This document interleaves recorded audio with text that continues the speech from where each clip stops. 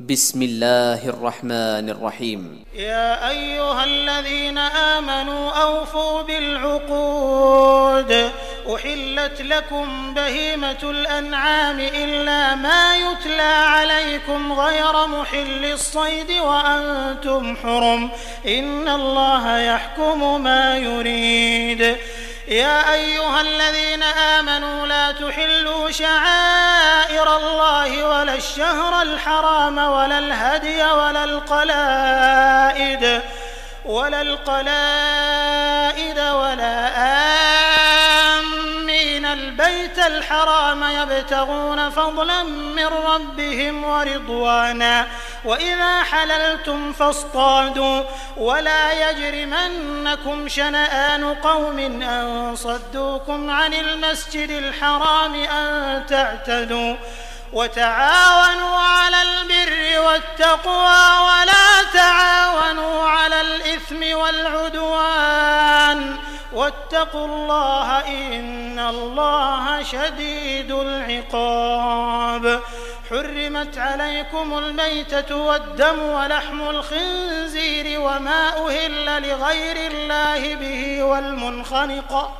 والمنخنقة والموقوذة والمتردية والنطيحة وما أكل السبع إلا ما ذكيتم وما ذبح على النصب وأن تستقسموا بالأزلام ذلكم فسق. اليوم يئس الذين كفروا من دينكم فلا تخشوهم واخشون. اليوم أكملت لكم دينكم وأتممت عليكم نعمتي ورضيت لكم الإسلام دينا فمن اضطر في مخمصة غير متجانف لإثم فإن الله غفور رحيم. يسألونك ماذا أحل لهم قل أحل لكم الطيبات وما علمتم من الجوارح مكلبين تعلمونهن مما علمكم الله فكلوا مما أمسكن عليكم واذكروا اسم الله عليه واتقوا الله إن الله سريع الحساب. اليوم أحل لكم الطيبات وطعام الذين أوتوا الكتاب حل لكم وطعامكم حل لهم والمحصنات من المؤمنات والمحصنات من الذين أوتوا الكتاب من قبلكم إذا آتيتموهن أجورهن محصنين غير مسافحين ولا متخذي أخدان ومن يكفر بالإيمان فقد حبط عمله وهو في الآخرة من الخاسرين. يا أيها الذين آمنوا إذا قمتم إلى الصلاة فاغسلوا وجوهكم وأيديكم إلى المرافق وامسحوا برؤوسكم وأرجلكم إلى الكعبين وإن كنتم جنبا فاطهروا وإن كنتم مرضى أو على سفر أو جاء أحد منكم من الغائط أو لامستم النساء فلم تجدوا ماء فتيمموا صعيدا طيبا فامسحوا بوجوهكم وأيديكم منه ما يريد الله ليجعل عليكم من حرج ولكن يريد ليطهركم وليتم نعمته عليكم لعلكم تشكرون. واذكروا نعمة الله عليكم وميثاقه الذي واثقكم به إذ قلتم سمعنا وأطعنا واتقوا الله إن الله عليم بذات الصدور. يا أيها الذين آمنوا كونوا قوامين لله شهداء بالقسط ولا يجرمنكم شنآن قوم على ألا تعدلوا اعدلوا هو أقرب للتقوى واتقوا الله إن الله خبير بما تعملون. وعد الله الذين آمنوا وعملوا الصالحات لهم مغفرة وأجر عظيم والذين كفروا وكذبوا بآياتنا أولئك أصحاب الجحيم. يا أيها الذين آمنوا اذكروا نعمة الله عليكم إذ هم قوم أن يبسطوا إليكم أيديهم فكف أيديهم عنكم واتقوا الله وعلى الله فليتوكل المؤمنون. ولقد أخذ الله ميثاق بني إسرائيل وبعثنا منهم 12 نقيبا وقال الله إني معكم لئن أقمتم الصلاة وآتيتم الزكاة وآمنتم برسلي وعزرتموهم وأقرضتم الله قرضا حسنا لأكفرن عنكم سيئاتكم ولأدخلنكم جنات تجري من تحتها الأنهار فمن كفر بعد ذلك منكم فقد ضل سواء السبيل. فبما نقضهم ميثاقهم لعناهم وجعلنا قلوبهم قاسية يحرفون الكلم عن مواضعه ونسوا حظا مما ذكروا به ولا تزال تطلع على خائنة منهم إلا قليلا منهم فاعف عنهم واصفح إن الله يحب المحسنين. ومن الذين قالوا إنا نصارى أخذنا ميثاقهم فنسوا حظا مما ذكروا به فأغرينا بينهم العداوة والبغضاء إلى يوم القيامة وسوف ينبئهم الله بما كانوا يصنعون. يا أهل الكتاب قد جاءكم رسولنا يبين لكم كثيرا مما كنتم تخفون من الكتاب ويعفو عن كثير. قد جاءكم من الله نور وكتاب مبين يهدي به الله من اتبع رضوانه سبل السلام ويخرجهم من الظلمات إلى النور بإذنه ويهديهم إلى صراط مستقيم. لقد كفر الذين قالوا إن الله هو المسيح ابن مريم قل فمن يملك من الله شيئا إن أراد أن يهلك المسيح ابن مريم وأمه ومن في الأرض جميعا ولله ملك السماوات والأرض وما بينهما يخلق ما يشاء والله على كل شيء قدير. وقالت اليهود والنصارى نحن أبناء الله وأحباؤه قل فلم يعذبكم بذنوبكم بل أنتم بشر ممن خلق يغفر لمن يشاء ويعذب من يشاء ولله ملك السماوات والأرض وما بينهما وإليه المصير. يا أهل الكتاب قد جاءكم رسولنا يبين لكم على فترة من الرسل أن تقولوا ما جاءنا من بشير ولا نذير فقد جاءكم بشير ونذير والله على كل شيء قدير. وإذ قال موسى لقومه يا قوم اذكروا نعمة الله عليكم إذ جعل فيكم أنبياء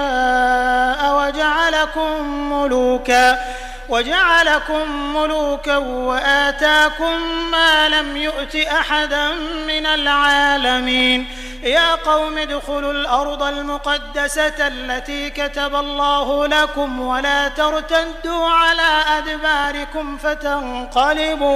فتنقلبوا خاسرين. قالوا يا موسى إن فيها قوما جبارين وإنا لن ندخلها حتى يخرجوا منها فإن يخرجوا منها فإنا داخلون. قال رجلان من الذين يخافون أنعم الله عليهم ادخلوا عليهم الباب فإذا دخلتموه فإنكم غالبون وعلى الله فتوكلوا إن كنتم مؤمنين. قالوا يا موسى إنا لن ندخلها أبدا ما داموا فيها فاذهب أنت وربك فقاتلا إنا هاهنا قاعدون. قال رب إني لا أملك إلا نفسي وأخي فافرق بيننا وبين القوم الفاسقين. قال فإنها محرمة عليهم 40 سنة يتيهون في الأرض فلا تأس على القوم الفاسقين. واتل عليهم نبأ ابني آدم بالحق إذ قربا قربانا فتقبل من أحدهما ولم يتقبل من الآخر قال لأقتلنك قال إنما يتقبل الله من المتقين. لئن بسطت إلي يدك لتقتلني ما أنا بباسط يدي إليك لأقتلك إني أخاف الله رب العالمين. إني أريد أن تبوء بإثمي وإثمك فتكون من أصحاب النار وذلك جزاء الظالمين. فطوعت له نفسه قتل أخيه فقتله فأصبح من الخاسرين. فبعث الله غرابا يبحث في الأرض ليريه كيف يواري سوءة أخيه قال يا ويلتى أعجزت أن أكون مثل هذا الغراب فأواري سوءة أخي فأصبح من النادمين. من أجل ذلك كتبنا على بني إسرائيل أنه من قتل نفسا بغير نفس أو فساد في الأرض فكأنما قتل الناس جميعا ومن أحياها فكأنما أحيا الناس جميعا ولقد جاءتهم رسلنا بالبينات ثم إن كثيرا منهم بعد ذلك في الأرض لمسرفون. إنما جزاء الذين يحاربون الله ورسوله ويسعون في الأرض فسادا أن يقتلوا أو يصلبوا أو تقطع أيديهم وأرجلهم من خلاف أو ينفوا من الأرض ذلك لهم خزي في الدنيا ولهم في الآخرة عذاب عظيم. إلا الذين تابوا من قبل أن تقدروا عليهم فاعلموا أن الله غفور رحيم. يا أيها الذين آمنوا اتقوا الله وابتغوا إليه الوسيلة وجاهدوا في سبيله لعلكم تفلحون. إن الذين كفروا لو أن لهم ما في الأرض جميعا ومثله معه ليفتدوا به من عذاب يوم القيامة ما تقبل منهم ولهم عذاب أليم. يريدون أن يخرجوا من النار وما هم بخارجين منها ولهم عذاب مقيم. والسارق والسارقة فاقطعوا أيديهما جزاء بما كسبا نكالا من الله والله عزيز حكيم. فمن تاب من بعد ظلمه وأصلح فإن الله يتوب عليه إن الله غفور رحيم. ألم تعلم أن الله له ملك السماوات والأرض يعذب من يشاء ويغفر لمن يشاء والله على كل شيء قدير. يا أيها الرسول لا يحزنك الذين يسارعون في الكفر من الذين قالوا آمنا بأفواههم ولم تؤمن قلوبهم ومن الذين هادوا سماعون للكذب سماعون لقوم آخرين لم يأتوك يحرفون الكلم من بعد مواضعه يقولون إن أوتيتم هذا فخذوه وإن لم تؤتوه فاحذروا ومن يرد الله فتنته فلن تملك له من الله شيئا أولئك الذين لم يرد الله أن يطهر قلوبهم لهم في الدنيا خزي ولهم في الآخرة عذاب عظيم. سماعون للكذب أكالون للسحت فإن جاءوك فاحكم بينهم أو أعرض عنهم وإن تعرض عنهم فلن يضروك شيئا وإن حكمت فاحكم بينهم بالقسط إن الله يحب المقسطين. وكيف يحكمونك وعندهم التوراة فيها حكم الله ثم يتولون من بعد ذلك وما أولئك بالمؤمنين. إنا أنزلنا التوراة فيها هدى ونور يحكم بها النبيون الذين أسلموا للذين هادوا والربانيون والأحبار بما استحفظوا من كتاب الله وكانوا عليه شهداء فلا تخشوا الناس واخشوني ولا تشتروا بآياتي ثمنا قليلا ومن لم يحكم بما أنزل الله فأولئك هم الكافرون. وكتبنا عليهم فيها أن النفس بالنفس والعين بالعين والأنف بالأنف والأذن بالأذن والسن بالسن والجروح قصاص فمن تصدق به فهو كفارة له ومن لم يحكم بما أنزل الله فأولئك هم الظالمون. وقفينا على آثارهم بعيسى ابن مريم مصدقا لما بين يديه من التوراة وآتيناه الإنجيل فيه هدى ونور ومصدقا لما بين يديه من التوراة وهدى وموعظة للمتقين. وليحكم أهل الإنجيل بما أنزل الله فيه ومن لم يحكم بما أنزل الله فأولئك هم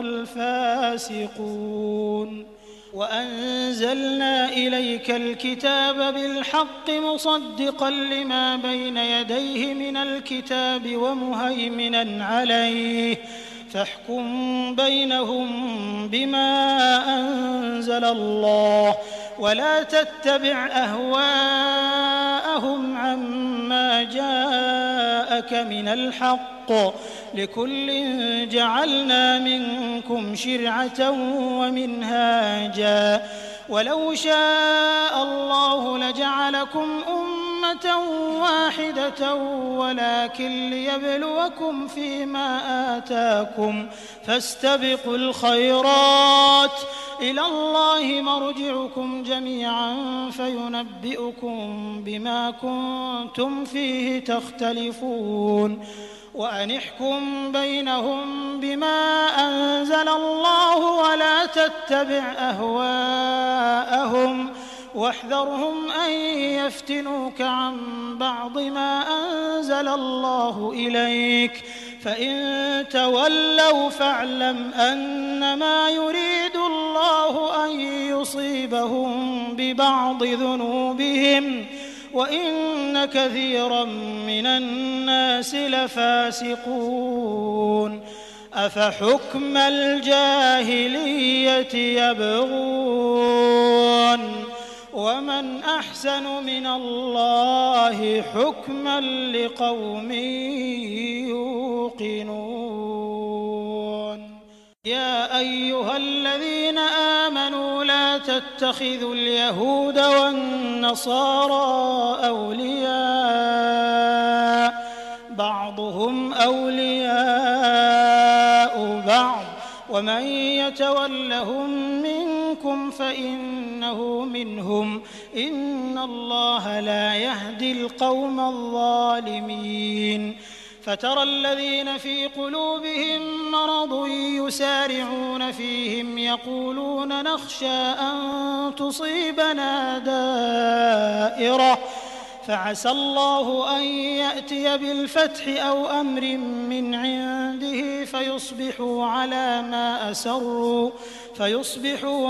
ما أسروا في أنفسهم نادمين ويقول الذين آمنوا أهؤلاء الذين أقسموا بالله جهد أيمانهم إنهم لمعكم حبطت أعمالهم فأصبحوا خاسرين يا أيها الذين آمنوا من يرتد منكم عن دينه فسوف يأتي الله بقوم يحبهم ويحبونه أذلة على المؤمنين أعزة على الكافرين يجاهدون في سبيل الله ولا يخافون لومة لائم ذلك فضل الله يؤتيه من يشاء والله واسع عليم إنما وليكم الله ورسوله والذين آمنوا الذين يقيمون الصلاة ويؤتون الزكاة وهم راكعون ومن يتول الله ورسوله والذين آمنوا فإن حزب الله هم الغالبون يا أيها الذين آمنوا لا تتخذوا الذين اتخذوا دينكم هزوا ولعبا من الذين أوتوا الكتاب من قبلكم والكفار أولياء واتقوا الله إن كنتم مؤمنين وإذا ناديتم إلى الصلاة اتخذوها هزوا ولعبا ذلك بأنهم قوم لا يعقلون قل يا أهل الكتاب هل تنقمون منا إلا أن آمنا بالله وما أنزل إلينا وما أنزل من قبل وأن أكثركم فاسقون قل هل أنبئكم بشر من ذلك مثوبة عند الله من لعنه الله وغضب عليه وجعل منهم القردة والخنازير وعبد الطاغوت أولئك شر مكانا وأضل عن سواء السبيل وإذا جاءوكم قالوا آمنا وقد دخلوا بالكفر وهم قد خرجوا به والله أعلم بما كانوا يكتمون وترى كثيرا منهم يسارعون في الإثم والعدوان وأكلهم السحت لبئس ما كانوا يعملون لولا ينهاهم الربانيون والأحبار عن قولهم الإثم وأكلهم السحت لبئس ما كانوا يصنعون وقالت اليهود يد الله مغلولة غلت أيديهم ولعنوا بما قالوا بل يداه مبسوطتان ينفق كيف يشاء وليزيدن كثيرا منهم ما أنزل إليك من ربك طغيانا وكفرا وألقينا بينهم العداوة والبغضاء إلى يوم القيامة كلما أوقدوا نارا للحرب أطفأها الله ويسعون في الأرض فسادا والله لا يحب المفسدين ولو أن أهل الكتاب آمنوا واتقوا لكفرنا عنهم سيئاتهم ولأدخلناهم جنات النعيم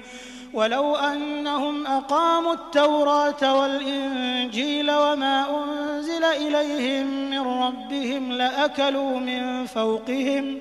لأكلوا من فوقهم ومن تحت أرجلهم منهم أمة مقتصدة وكثير منهم ساء ما يعملون يا أيها الرسول بلغ ما أنزل إليك من ربك وإن لم تفعل فما بلغت رسالته والله يعصمك من الناس إن الله لا يهدي القوم الكافرين قل يا أهل الكتاب لستم على شيء حتى تقيموا التوراة والإنجيل وما أنزل إليكم من ربكم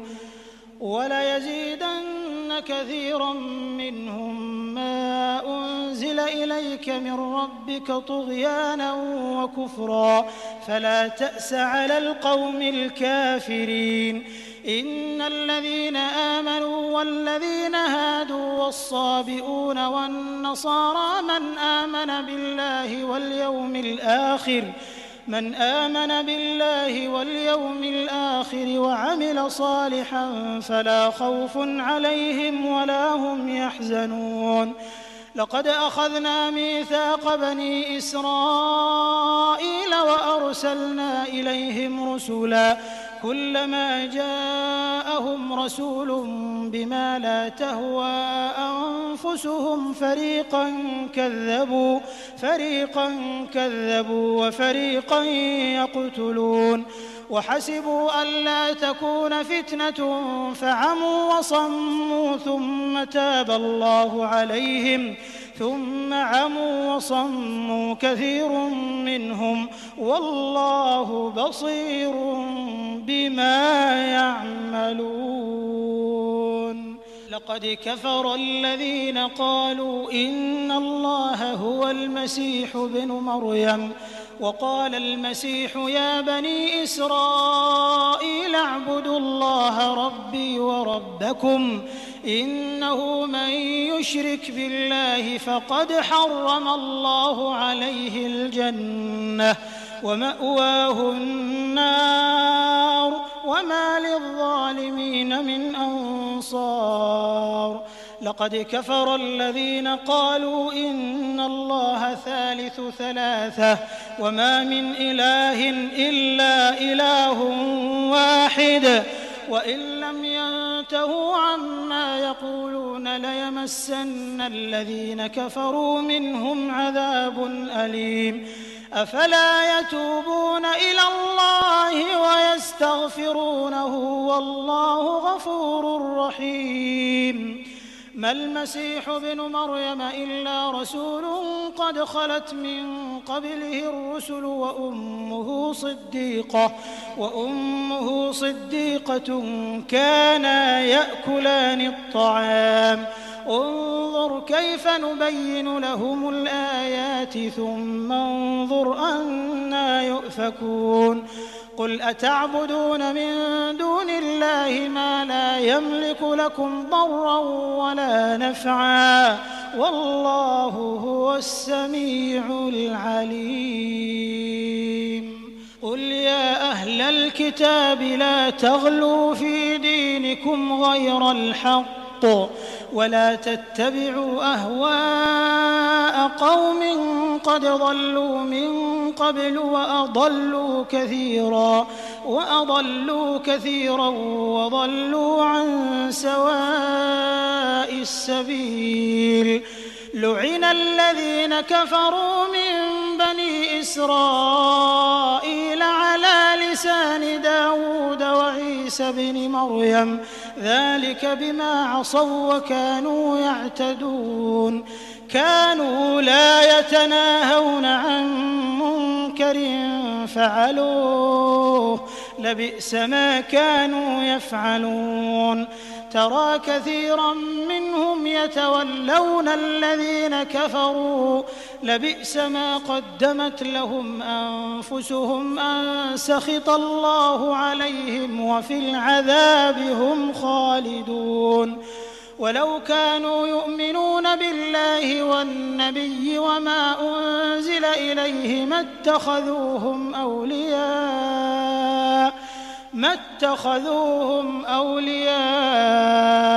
ولكن كثيرا منهم فاسقون لتجدن أشد الناس عداوة للذين آمنوا اليهود والذين أشركوا ولتجدن أقربهم مودة للذين آمنوا الذين قالوا إنا نصارى ذلك بأن منهم قسيسين ورهبانا وأنهم لا يستكبرون وإذا سمعوا ما أنزل إلى الرسول ترى أعينهم تفيض من الدمع مما عرفوا من الحق يقولون ربنا آمنا فاكتبنا مع الشاهدين وما لنا لا نؤمن بالله وما جاءنا من الحق ونطمع أن يدخلنا ربنا مع القوم الصالحين فأثابهم الله بما قالوا جنات تجري من تحتها الأنهار خالدين فيها وذلك جزاء المحسنين والذين كفروا وكذبوا بآياتنا أولئك أصحاب الجحيم يا أيها الذين آمنوا لا تحرموا طيبات ما أحل الله لكم ولا تعتدوا إن الله لا يحب المعتدين وكلوا مما رزقكم الله حلالا طيبا واتقوا الله الذي أنتم به مؤمنون لا يؤاخذكم الله باللغو في أيمانكم ولكن يؤاخذكم بما عقدتم الأيمان فكفارته إطعام 10 مساكين من أوسط ما تطعمون أهليكم أو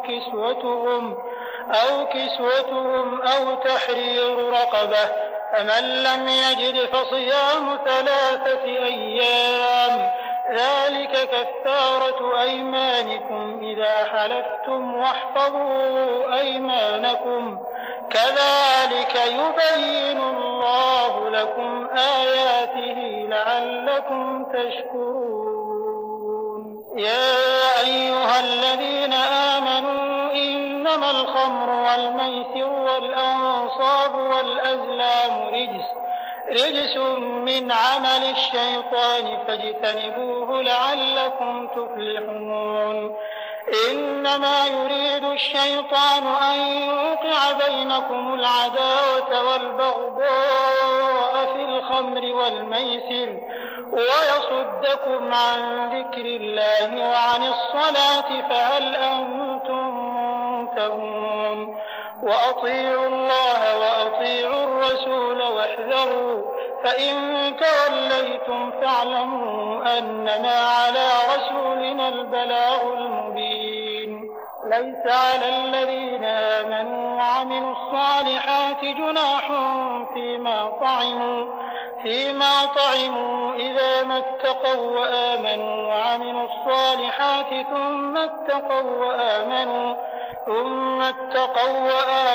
ثم اتقوا وأحسنوا والله يحب المحسنين يا أيها الذين آمنوا ليبلونكم الله بشيء من الصيد تناله أيديكم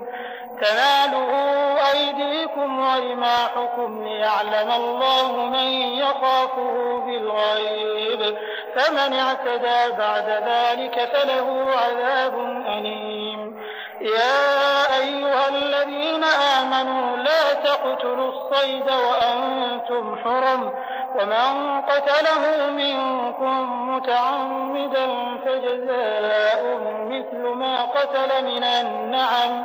يحكم به ذوى عدل منكم هديا بالغ الكعبة أو كفارة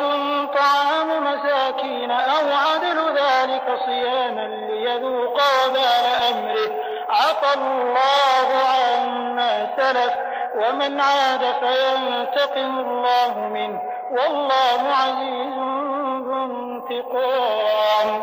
أحل لكم صيد البحر وطعامه متاعا لكم وللسيارة وحرم عليكم صيد البر ما دمتم حرما واتقوا الله الذي إليه تحشرون جعل الله الكعبة البيت الحرام قياما للناس والشهر الحرام والهدي والقلائد ذلك لتعلموا أن الله يعلم ما في السماوات وما في الأرض وأن الله بكل شيء عليم اعلموا أن الله شديد العقاب وأن الله غفور رحيم ما على الرسول إلا البلاغ والله يعلم ما تبدون وما تكتمون قل لا يستوي الخبيث والطيب ولو أعجبك كثرة الخبيث فاتقوا الله يا أولي الألباب لعلكم تفلحون يا أيها الذين آمنوا لا تسألوا عن أشياء إن تبد لكم تسؤكم وإن تسألوا عنها حين ينزل القرآن تبد لكم عفى الله عنها والله غفور حليم قد سألها قوم من قبلكم ثم أصبحوا بها كافرين ما جعل الله من بحيرة ولا سائبة ولا وصيلة ولا حام ولكن الذين كفروا يفترون على الله الكذب وأكثرهم لا يعقلون وإذا قيل لهم تعالوا إلى ما أنزل الله وإلى الرسول قالوا حسبنا ما وجدنا عليه آباءنا أولو كان آباؤهم لا يعلمون شيئا ولا يهتدون يا أيها الذين آمنوا عليكم أنفسكم لا يضركم من ضل إلى الله مرجعكم جميعا فينبئكم بما كنتم تعملون. يا أيها الذين آمنوا شهادة بينكم إذا حضر أحدكم الموت حين الوصية اثنان ذوى عدل منكم أو آخران من غيركم إن أنتم ضربتم في الأرض فأصابتكم مصيبة الموت تحبسونهما من بعد الصلاة فيقسمان بالله إن ارتبتم لا نشتري به ثمنا ولو كان ذا قربى ولا نكتم شهادة الله إنا إذا لمن الآثمين. فإن عثر على أنهما استحقا إثما فآخران يقومان مقامهما من الذين استحق عليهم الأوليان فيقسمان بالله لشهادتنا أحق من شهادتهما وما اعتدينا إنا إذا لمن الظالمين. ذلك أدنى أن يأتوا بالشهادة على وجهها أو يخافوا أن ترد أيمانهم بعد أيمانهم واتقوا الله واسمعوا والله لا يهدي القوم الفاسقين. يوم يجمع الله الرسل فيقول ماذا أجبتم قالوا لا علم لنا إنك أنت علام الغيوب. إذ قال الله يا عيسى ابن مريم اذكر نعمتي عليك وعلى والدتك إذ أيدتك بروح القدس تكلم الناس في المهد وكهلا وإذ علمتك الكتاب والحكمة والتوراة والإنجيل وإذ تخلق من الطين كهيئة الطير بإذني فتنفخ فيها فتكون طيرا بإذني وتبرئ الأكمه والأبرص بإذني وإذ تخرج الموتى بإذني وإذ كففت بني إسرائيل عنك إذ جئتهم بالبينات فقال الذين كفروا منهم إن هذا إلا سحر مبين. وإذ أوحيت إلى الحواريين أن آمنوا بي وبرسولي قالوا آمنا واشهد بأننا مسلمون. إذ قال الحواريون يا عيسى ابن مريم هل يستطيع ربك أن ينزل علينا مائدة من السماء قال اتقوا الله إن كنتم مؤمنين. قالوا نريد أن نأكل منها وتطمئن قلوبنا ونعلم أن قد صدقتنا ونكون عليها من الشاهدين. قال عيسى ابن مريم اللهم ربنا أنزل علينا مائدة من السماء تكون لنا عيدا لأولنا وآخرنا وآية منك وارزقنا وأنت خير الرازقين.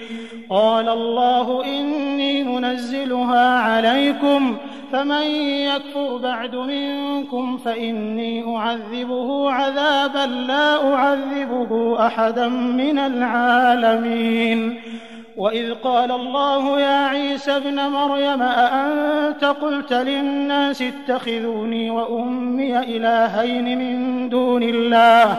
قال سبحانك ما يكون لي أن أقول ما ليس لي بحق إن كنت قلته فقد علمته تعلم ما في نفسي ولا أعلم ما في نفسك إنك أنت علام الغيوب.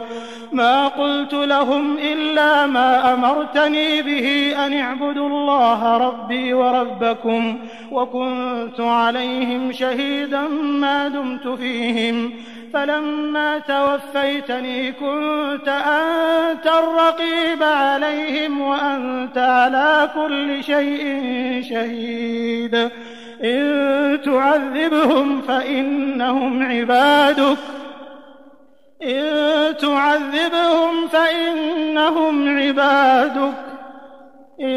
تعذبهم فإنهم عبادك وإن تغفر لهم فإنك أنت العزيز الحكيم. قال الله هذا يوم ينفع الصادقين صدقهم لهم جنات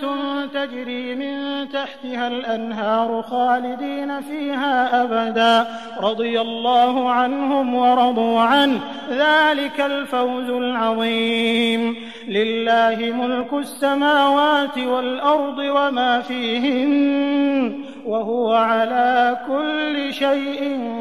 قدير.